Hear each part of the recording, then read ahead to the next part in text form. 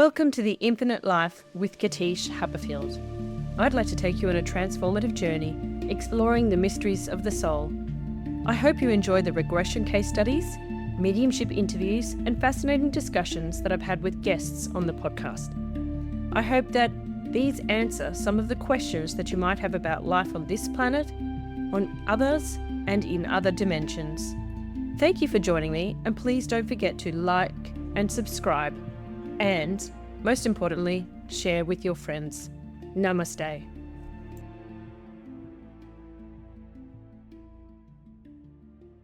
Welcome to the Infinite Life with Katische Haberfield podcast. I'm your host, Katische Haberfield.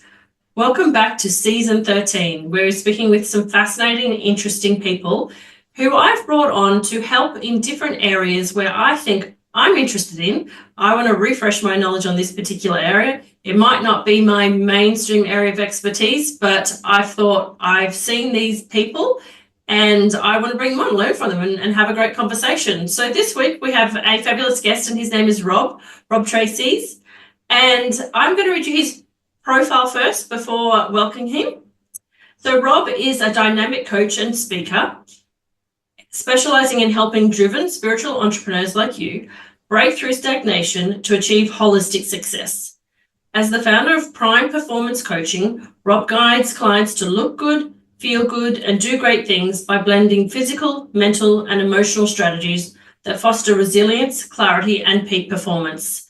With a focus on creating awareness and avoiding burnout, Rob's methods empower entrepreneurs to elevate their lives and businesses simultaneously.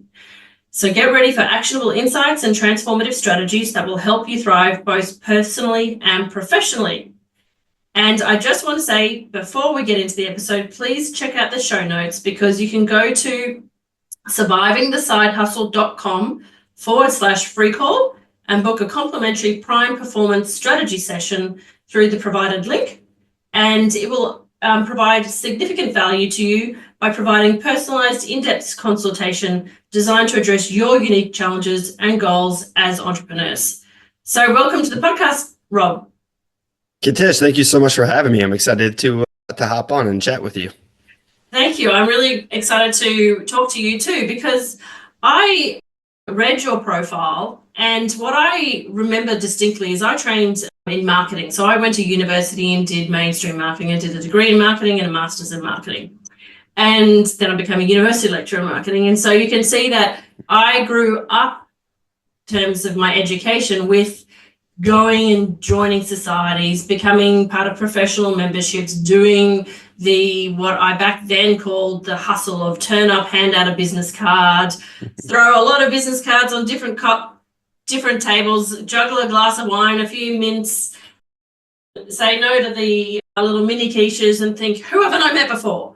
And it was a little bit draining because you're like, oh, here I go again. Another room, another bunch of strangers. How do I know who they are, what they want? And I think I'm missing the point. And I thought, let's get a fresh perspective on networking and public speaking and how people who haven't come from the same background as me can use this to thrive in their spiritual business. And you're a different generation to me, so I thought there's probably heaps of stuff and things that you've tried that, can really give me some fresh perspective as well. So where would you like to start with from that?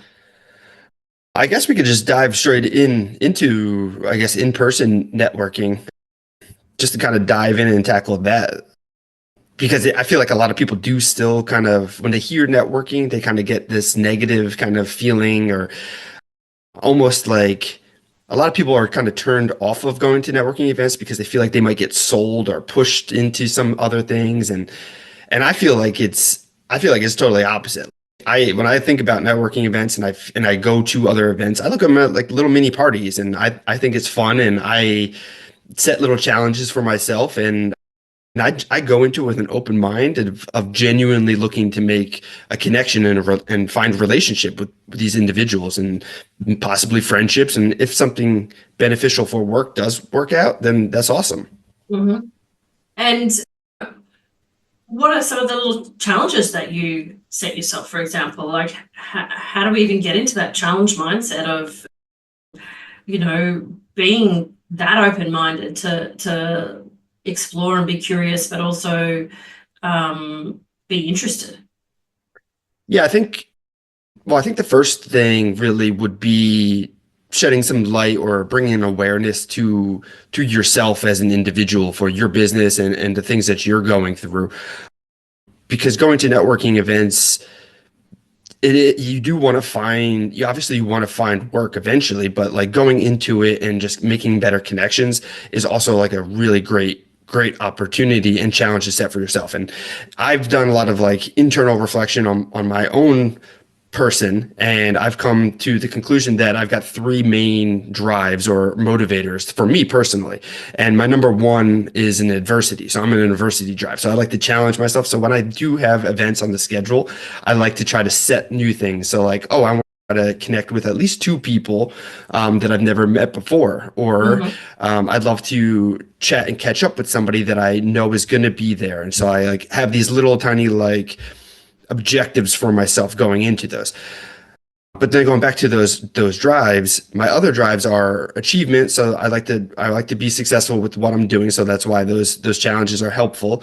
And then also unity too. So I like to be successful and accomplish things with others. So like going in and if I do meet somebody and I'm not the perfect fit for them and their business or what they've got going on, I might know somebody who is, and vice versa as well. So making sure that I'm not just showing up for myself, I'm showing up for a lot of my friends, a lot of my clients, and just being able to be a big connector for others too. Because you never know when you might be able to help somebody else be super successful with their business. You might be able to land them a great contact or a client, and then they're going to want to think extra hard for your business and seeing, who can I pair up or who can I introduce Rob to down the road? So I think those are great ways to approach it. And that reminds me, I don't know if you follow Lewis Howes. He kind of started off way back when, and his sports career was dead and he was on the couch and he was like, I don't know what I want to do next. And he was able to pivot to that from adversity to the mindset of simply, how do I help others? And but it was in being humble, I guess, in saying, well, I need to help myself, but I also can bring others along the way. So I really appreciate that you did say that specifically, that you go to these events not only for you, but thinking to yourself, yeah, I'm not sure if this person and I will gel, or they might not gel right now, but hey, I really should introduce them to so-and-so because they're perfect. So humanizing it like that. So I really appreciate that. Yeah. I think a lot of people think in terms of business and even just in life, they get wrapped up into like the game of life. They almost compare it to like poker, and to be successful, somebody else needs to lose all their chips, when really that's not true in life. Like everybody can be successful. Even people who are doing the same exact thing as me, coaching and speaking, looking at them as competition, I feel like is kind of an older approach. And I look at even other coaches and speakers for opportunities to collaborate, because the more that we can work together, we can create more attention and more buzz and kind of get that momentum moving for our businesses. And then everybody kind of wins. And as a speaker, I see a lot of people kind of talking about a lot of the same kinds of material and same principles on different stages. And, that's okay, because myself, I might say the same exact thing as somebody else, but because of my experiences and my history, I might be able to relate to certain members of the audience slightly different. And the same thing for networking events too, like going in and connecting. So like I was saying, I really like to connect and make good relationships. I go in and I'm like, okay, who here can I meet that would be cool to go get sushi with me? Because I love sushi. So I love to try to connect afterwards and try to just develop good relationships. So not necessarily diving in professionally right off the bat, but kind of digging a little bit deeper into the conversations and asking better questions instead of just like the surface level of, what do you do for work kind of things. And that's the hard thing too, isn't it? If you haven't been to a networking event for a while, oh goodness, I mustn't have been for about 10 years or so, to be honest with you, because kids and all that sort of stuff in the meantime. But part of it is that fear when you walk into a room and you're like, right, how do I how do I ask questions that don't seem small talk that is not meaningful, but how do I develop questions so that I don't go for, hi, I'm a hypnotherapist and I want your business. Like, it's that, I think even if we meet somebody for coffee, it's like, how do we start that discussion where work isn't the first sentence out of your mouth? Yeah. So I'm a big acronym guy. So a lot of principles and things that I teach people revolve around the acronym. So in terms of networking and connecting with people, or even just going to have coffee with friends, I always try to remember the name Ted Ford, TEDFORD. So Ford, the second half, or the second name, is an acronym for family, occupation, recreation, and dream. So if you can remember that name, you can kind of go through those things. So you can talk about family, what do you do for work, what do you do for fun, what are your dreams or projects that you're working on, what are your goals, kind of things like that. Then, so you can work through those. So that lines you up with 4 questions right off the bat. And then the first name, TED, TED, stands for tell, explain, and describe. So now you can take those 4 questions on Ford and you can add the different layers. So if you're talking, connecting with somebody and you're asking about the family, you could be like, oh, so do you live around here do you live by yourself? Do you have family nearby? And they might mention, oh, my sister's nearby. I'd be like, oh, that's cool. Tell me about what's it like living near your sister, or tell me about your sister. And then that kind of gets it going a little bit more. And then if you can take it to the next level down, which is explain. So you could be like, oh, explain to me what it's like living near your sister, or explain to me what it was like growing up, or explain to me, because then that gets them to dig a little bit deeper into their story and conversation. And then the last one is to describe. It's just another way of getting it even deeper into that. So describe to me how it's, or what your relationship with your sister is, or describe to me. And it just helps layer that a little bit further. And then you can do that again. So essentially at those 4 questions times 3, you've got 12 different questions that you can kind of fire and get to know somebody on a deeper level, because you're trying to gather information. And then later you can kind of talk more business once you have a better connection. You can relate to things. So you want to kind of connect on deeper levels. And I like the way that you put that, because instead of asking them a question, so you're thinking of something and you're putting a question mark at the end of it, you've given them that open-ended answer, haven't you, by saying describe or explain, which is good, because we all often sit there and think, what should I ask them? But it's not what you're asking them. You're giving them permission to take the floor, so to speak.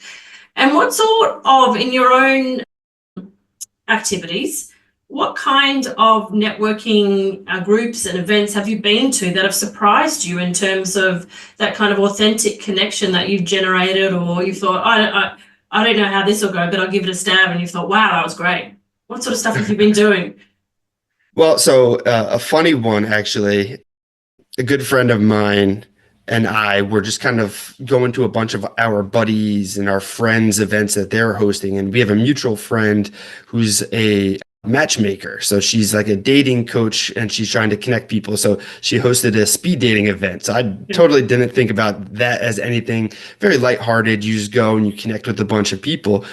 But I actually made good friends with the guys that were sitting next to me, and into like, we developed a relationship and we were hanging out, so that like we've gone and we've had sushi afterwards, and we've gone out for drinks and really connected, and we've done like Spartan races and different athletic events and playing sports together. And then one of those guys actually refers me business pretty frequently, and I would have never even met that guy if I had never gone to this speed dating thing where I was like talking to like woman after woman after woman. But it was a cool experience, and I got to meet a really cool dude and who became one of my good friends. Wow, that's really interesting. I've never thought of that before, because like you're saying, you're focusing on the opposite sex in that situation, but actually it's the people of the same sex as you in that situation. Yeah, that's a really cool example. And what about this sort of, so again, showing my age here, but as I said, back when I was doing a lot of the networking events, I spent a lot of my marketing money in those days when I just started up my little consultancy, doing the old stationery and beautiful business cards. And these days, how do you even do people even give out business cards anymore? Dumb question. Or do they just go, let's connect on LinkedIn? Or how do you recommend people approach capturing that contact? Because sorry, I know it's a double part question, but I grew up in the era where people used to have Rolodexes and Filofaxes and databases where you would have, right, contact, name, met at this event. And then you have this whole set of data capturing fields where you're essentially contact managing. Oh, I met Rob and his sister's name is Marianne, and he was wearing a green shirt that came from this, and you develop this huge thing. And it was like fascinating idea. And the Jim Rohns and all of that era all sort of spouted that. But what's the modern take on that? Yeah, I mean, I still see a lot of people handing out business cards, and I try to keep them, and I try to look them up or connect with them at least in the next day or two afterwards, just to make sure, because it's tough to keep all those business cards everywhere. So I do still kind of collect them and then put them somewhere. But usually when I'm out there, if I have a good connection with somebody, then I'll just give them my phone number or my email or just somehow to follow up. And if it's not if it's not the greatest, at least try to get them on social media or somewhere so that I can connect later down the road. LinkedIn is really super great and easy for professional stuff. Instagram is also kind of fun, and you get to see if they're comfortable sharing that. But it is important to get some sort of contact information if you do have a good. But you don't it shouldn't be going, and at least I don't go and just look to collect as much information as possible, because a lot of people think that, you need to make more connections. But I think it's really just making deeper connections. So I try to get to that level where, we can go get sushi, or we can go grab a drink and just kind of chat about non-work stuff. So when it is work type of needs, then I can bring that up and it's a little bit smoother. They're already like a warmer lead. So you want to make sure that you're warming the contact, right? You don't want to just grab somebody cold, because then you're like down the road, like what are you going to do if you do need them or something? Like it's not going to be as helpful, I guess. Yeah. And just going back to LinkedIn for the moment, I noticed that I'm starting to see a few more overtly spiritual entrepreneurs on LinkedIn, but it's been for a very long time. Oh no, that's mainstream. You can't go in there unless you're a lawyer or a doctor or, somebody, accountant or something like that. And most spiritual entrepreneurs have just been on Facebook and Instagram, maybe TikTok. I don't even go near TikTok, but from your perspective, how do you interact to facilitate and flow through with relationships with people that have moved into the business contacts? How much does LinkedIn fit into your networking and I guess we'll get into a minute, speaking generation, PR side of your business? Yeah, so LinkedIn is something that I'm trying to spend a lot more time on and taking a more serious approach and tackling that, because it is such a great tool to stay connected with others, and so that it's playing a bigger role for me now. I wish I had jumped into it much earlier, but I think any kinds of social media is great just to kind of keep that connection, but you want to make sure that you're still following up with these individuals and you are touching base with them, and LinkedIn is great because if it is somebody that you haven't necessarily talked to or you haven't really connected with since a networking event in like a little while back, it's great because then you can kind of refresh yourself a little bit without having to file everything away yourself. And you can kind of check in and see what they've been working on and what they've been up to lately. Because when you do want to reach out and you do want to help deepen or bring that relationship to the next level or checking in, it's easier to kind of, hey, how did that project go? Or I saw you were going to this event and I saw that you did this thing. Because that's the other part of networking and relationship building is putting in the work to build that relationship a little bit further. So you do have to like put the effort in and work instead of just collecting the contact and then and then reaching out to them, cold calling later on. In my opinion, it does take that work. So LinkedIn is a perfect place to kind of refresh yourself. And I think that, there's lots of good practices on LinkedIn, but there's also lots of practices where you're like, okay, I can see that this person here bought their package and now they're all in this loop of click like comments and hooray, and we're boosting, and it just feels so fake. So I guess what I'm taking from what you've told me so far is make sure you're really authentic with how you are commenting and using that information that you're seeing on LinkedIn, because I guess having one authentic interaction on LinkedIn rather than pressing like on 40 or 50 people is the way to go. It's the deepening that relationship and actively commenting and saying, and as you said, how'd you go at that? That looked really interesting. Is it something that I should go to? I guess that's the way that you'd recommend to approach with LinkedIn. Yeah, I think it's a great tool for you to see what's going on. And yeah, you do still want to kind of chime in on the engagement and making sure that you're still engaging on other people's posts, because that shows them that you are seeing it at least. And then using that as an opportunity to then take it a step further. So if you see Sally just got a promotion, or Jim just did this thing or that thing, congratulate them and give them the like and such, but then also send them a message and be like, hey man, or hey, I saw that you did this. I'd love to hear a little bit more about it. Do you have time to go out for a drink or grab some coffee, or yeah, even hop in on a Zoom call just to kind of catch up and talk a little bit, and then get a little bit of insight on what they're working on next or new things that they're doing, and then just offering to provide some sort of value to them, because then that helps even more. Yeah, this person might have just had a great speaking gig. You can also reshare some of their material, and you could post it and share with others, because now you're expanding them even further, and it's about providing more value, right? So having a better connection and deepening that relationship and giving the value when you can. Yeah, absolutely. And so bring that into that second part of your specialty, which is speaking. How did you get into speaking gigs, and what's your journey been like, and what are some sort of things that you'd like to talk to us about in relation to how people can really get involved in that area? Yeah, so sports has always been a big background for me, and I've always kind of found myself in leadership type roles in front of the team, kind of leading practices, weight room training sessions, and so on. So I've always kind of been comfortable in front of people, and my background is in strength and conditioning. So when I work with teams and stuff, I'm still in front of everybody. So speaking has always kind of been something for me, but then a buddy of mine started taking it a little more seriously. And then I saw that it could also potentially be a lead generation activity or tool. And then getting paid to get in front of potential leads is even better. So instead of me spending money on advertising, like someone pay me to get in front of all my possible clients is like a double win for me.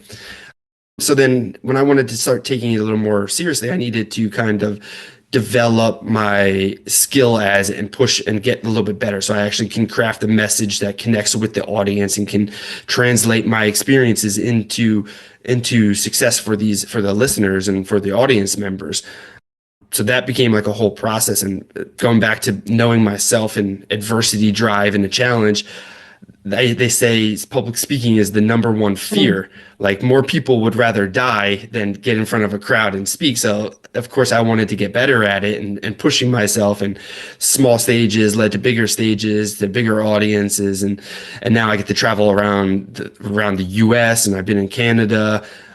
So it's great. And then really just being able to connect. And that is just another opportunity, because I look at speaking on stage almost like speaking one-to-one, except it's to the entire audience. And it's the same thing though, right? So you want to make sure that you're providing value, you're trying to help in however you can, and being able to connect with different audiences then in turn helps the event organizer look really great. It helps the audience really take home value, and you never know how you'll be able to impact people.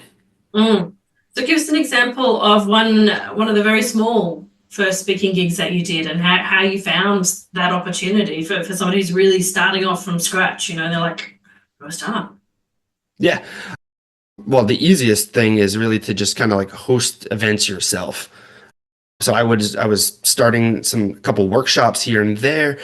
A bunch of my friends, we would get together, and as we were kind of developing and beginning as speakers, we would host our own events and get in front and social proof. And then I just started posting a little bit on social media. And then some people would just randomly messaging me, or old clients would be like, hey, Rob, I saw that you do this, you do that. Would you be able to talk to this crowd or this people? And yeah, so you got to kind of figure out what it is you do talk about and how can you connect it to broader audiences. For example, when I was first kind of getting things rolling, I talk a lot about leadership and personal development. My 6 principles for personal development is what I coach. That's what I do for my actual living.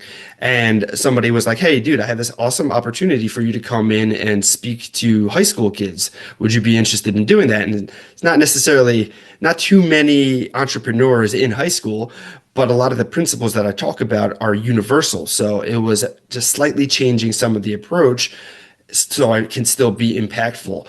And the kids love it. They like the energy. They get to take home some stuff. They get some actionable things that they can do where they're feeling good. Then the teachers really like it. And if it's an auditorium type of situation, then you can talk to the parents and other people. So it's a great opportunity. It's all about being flexible and malleable with yourself. And I think that's carries over to one-on-one networking as well, because you want to be able to be malleable in conversations at different events where you still can connect with a lot of people. Okay. Very interesting. And I like the point about getting together with some friends to host events, because, doing it yourself can be nervy. It's, I might rent this room and nobody might show up, but at least if you got some buddies and you're all contributing a few people to come along, you start with small steps. Have there been any sorts of speakers events that you've done recently that you have accepted the opportunity for, and earlier on you've had a really interesting experience and you thought, wow, I never thought I'd do that kind of a speaking gig? Well, yeah, so the schools was pretty cool, and that kind of led to creating like a program for the younger kids. So now I'm going in and I'm actually teaching what I teach to other entrepreneurs, but I'm teaching it to middle schoolers now. Okay. So that was an interesting thing, just to kind of like get in, and then I can talk to the teachers and things, but I'm still teaching the same things, but being able to turn my coaching program into a kind of like a teaching program, I guess, for the kids. So it was like changing a lot of the exercises and things around to make it more fun for them. It was a cool and unique little thing for me there. But yeah, podcasting is a great thing as well. And then also hosting different kinds of events and going to different local businesses too. I've partnered up with a barbershop a few times. I've partnered up with a lot of the bars and restaurants. And these are opportunities that you might not normally think, but going in and bringing a small crowd of people to like restaurants or the barbershops and things like that, it helps those businesses create business. And then you have your business, you're showcasing your expertise, and you're still bringing everybody around so other people can kind of network and connect as well. So it's like kind of a win for everybody in having your own smaller events. A lot of people do think like hosting your events, they think like renting out large auditoriums or booking like hotels and things like that. But if you can be a little bit creative, you would be surprised on how many different opportunities there are to speak and connect with a lot of individuals. So talk me through the barbershop example. How did you get that opportunity? What did you actually talk about? How did it work within? I'm trying to picture it in my mind. Yeah, so it was a new barbershop that kind of opened up, and I started going in, and I was talking with a lot of the barbers there and the owner, and I just kind of continued to show up and give business. And then eventually I was like, hey, you guys got a great space here. I would love to do an event. And I was talking with the owner, and what ended up happening was got a bunch of people together. They come in, everybody got a haircut. I gave a talk on self-care and how that benefits entrepreneurs and how to take care of yourself so that you look good, you feel good, and you can do great things.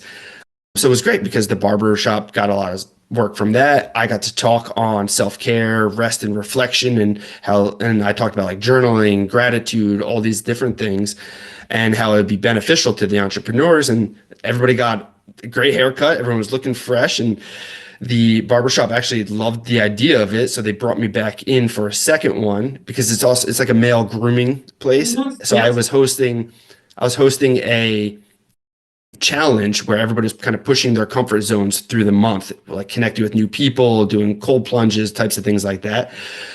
So a lot of the guys came together for this event, and it was a surprise. Everybody got pedicures. So there's a lot of guys who are kind of pushed out of their comfort zones.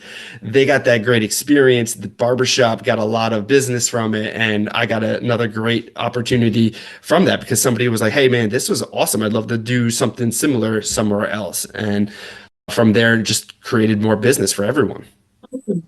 I love the idea that, you know, something as simple as a haircut can be just seen as routine, mundane. Oh, I'm just got to go and get the haircut on Sunday at 4 o'clock before it closes. But you've turned it into something that's directly linked to what you do, which is help people understand how important self-care is and how your outward appearance is to the success of your business and your own feelings of self-confidence, self-worth, and stuff like that. So, Vitelli, did they have their haircut while you were talking or before you were talking? So they got their haircuts both times. The services were going on while I was talking. So they had kind of like a big screen TV. So I was kind of up front, and I had some slides, but I was walking up and down. I hired a videographer to come, and it was just great because they had multiple chairs, so people were getting their haircuts, and they're all just kind of hanging out. And yeah, it was a really cool experience. I mean, I did a talk, pre-COVID in a Pilates studio, and I remember thinking at the time, how's this going to work? But it worked out. So that's why I was like curious, because I was mentally picturing it and wondering, because it's also, I guess, when you do a traditional speech in a traditional conference room or something like that, it's very, I don't know, static. It's like you sit in a row and people are, you know, playing with the mints and you wait looking for direct eye contact. And this is would have been a challenge because it's like they're focused on other things, but they're also relaxed, but they're listening to you, because when you're in a barbershop, you know, they natter all the time anyway, don't they? It's all about talking and making that connection. So it would have been a challenge for you on one level to do, I'm going to talk, I'm going to get their attention, but they don't need to be eyeballing me for me to get their attention. I understand that they're intelligent people and they can do two things at once. They can get a haircut and they can be inspired by me. And I don't have to be thrown off by the fact that they're doing something else, because I guess sometimes we just do this whole thing of, are you listening to me? You know, like school style, like eyes on me or you're chucked out. So did you find that another level for you in terms of challenging your own speaking skills, or what sort of is the most interesting or up-leveling for you in terms of some of the locations or positions that you've put yourself in by choice to do a speech that's in a non-traditional setting? Well, I think it was more fun. So it was a little more relaxed, and plus it was more intimate kind of a setting. So there were 8 barber chairs, so there was 8 people, and obviously the barbers and myself and the owner. So it was less than 25 people total. So it is a little bit easier to gain their attention, and I did sell tickets for that. So usually when people do pay a little bit more, then they pay attention a little bit more.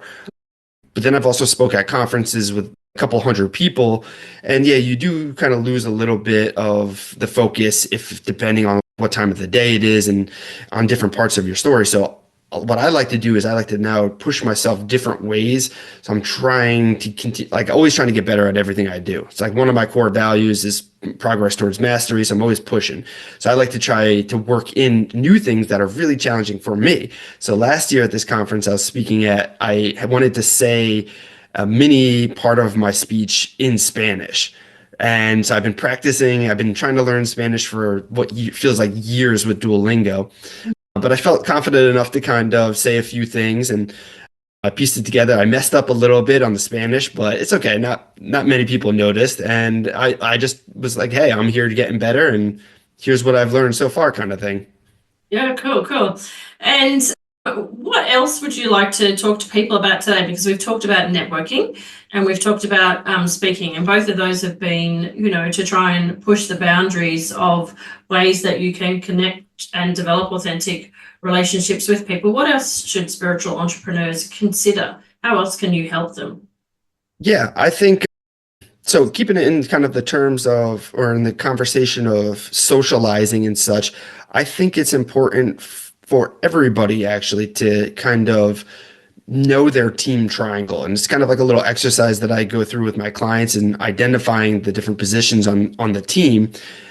So if you were to envision a triangle at the top, the smallest point, that's usually reserved for the coach. So thinking of like sports teams, the coach is at the top, and identifying your coach or the individual that you have that you can learn from and you can grow from, and whether you know the person or it's just somebody that's a role model that you inspire to be, just that knowing who that person is, at least that can kind of help guide you on a lot of different things.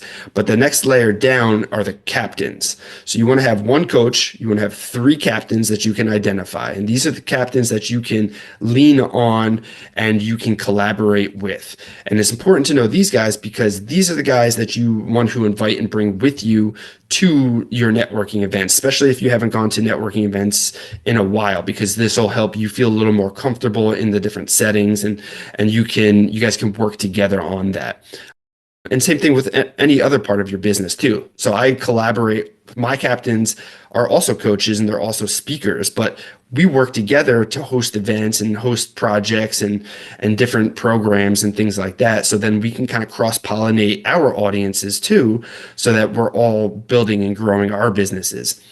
So just as a reminder, you want to have one coach at the top. You want to know at least three captains, and then you should really know 5 crowd members. So like in the stadium, the crowd, these are guys who are always supporting you and cheering you on with a lot of things you're doing, because they might be interested in going to these networking events, or they might be interested in going to your things, and you should be able to call them up because they kind of help keep you accountable and motivated for the different things too. So like I said earlier, I like to go and I try different challenges for these events. So if I'm going and I want to find, if I want to meet a new person that I haven't connected with before, share some of these challenges with your crowd. So then they can kind of hold you accountable and be like, hey, who did you meet at that event? I thought you said you were going there. Did you meet somebody new? And then if you don't, then you got to answer to them, and you kind of have to eat that yourself. But I think really identifying your team triangle can help you, not just in business, but socializing and in personal life too. Yeah, well, that's great. Because, what you show me today is that, personal and professional development doesn't need to be a solo effort. It doesn't need to be a cutthroat effort, and you don't need to push anybody down. In fact, the way that you show me today is that it's really expanding your network in a really beneficial way for you and for others. And it's fun. And it's a way of including other people so that you're helping them become accountable and they're helping you become accountable. And it's like the ultimate win-win. It's very inspiring the way that you look at it, because it's much less threatening, I think. Much less threatening. Yeah, wow. Well, yeah. So when you have that pressure of looking at networking as, oh, I need to do this for business, instead of, hey, I want to connect with somebody and make a good, genuine relationship, it does make it more fun, and it does remove that pressure of, oh, I need to sell. Yeah. Because I like the hardest thing is your first sale and your first client and things like that, because you do have so much more pressure on yourself. But once you kind of flow and you come from that abundance mindset and you're looking to just connect with good people, and because you want to provide more value and you're just genuinely having fun with it, then there's a lot less pressure. Yeah, I like it. And I think there's a lot here that people can rewind and listen to over again and take a few notes, because sometimes you listen to a podcast in the car here and or you're on your way somewhere and you're like, oh, I'm just going to listen to Katische have a chat for a while, and you're like, oh shit, I need to pull over and take some notes now, because there's some things that I can really visualize myself doing in my life, but I need to think about it. And I was just having a chat with Katische, but wow, that was really impactful, and I really appreciate what Rob said. So just if you guys, there's no problems in rewinding these episodes and listening from the top and taking a few notes and saying, okay, I'm gonna try that. And you know what, I'm gonna find Rob on social media and I'm gonna say, hey, this is what I did. I did what you said, and I would love to hear if somebody goes speed dating. That would just I speak to a lot of people in their 40s, 50s, and 60s, and, we're going through the whole midlife thing. And, there's a lot of divorcees out there. And so there you go, all you 55-year-olds. There's your excuse to go speed dating, because Rob said it's okay, and you can meet some buddies as well. And it doesn't have to be about the people that you might want to have a romantic relationship. It can be all about the people that are going to be in your triangle eventually. Yeah. Cool. Thank you so much today, Rob. I really enjoyed talking to you, and I will put the link in the show notes so that people can get on board and have a free call with you, and or also just follow you on social media and see what interesting and fascinating things that you are getting up to that they can also model and mirror. Thanks again for joining us today. Oh, appreciate it so much. Thank you so much for having me on. This was fun. Yeah, namaste. Thank you.